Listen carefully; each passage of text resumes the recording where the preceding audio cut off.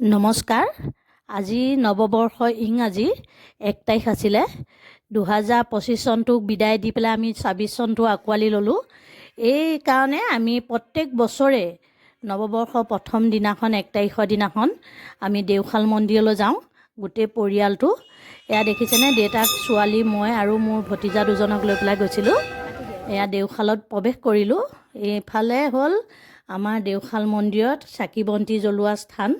তাতে চাকি গছ জ্বলালোঁ যে নতুন বৰ্ষটো 2026 চনটো সকলোৰে ভাল হওক, সকলোৰে দুখ সুখ সকলো দূৰ হওক, অপায় অমংগল দূৰ হওক, সকলোবোৰ দূৰ হওক, ঘৰখনো শুভ হওক বুলিয়ে গ'লোঁ।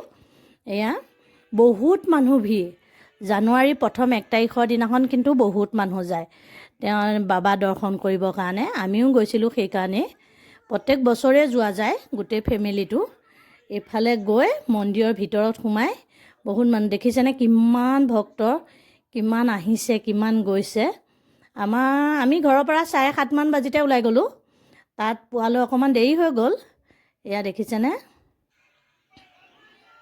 ভাল লাগে কেতিয়াবা মন্দিৰলৈ গৈ, নহয়নে? যেনেকৈ মাঘৰ 1 তাৰিখ বা তেনেকুৱাত গৈ কিবা এটা ভাল লাগে।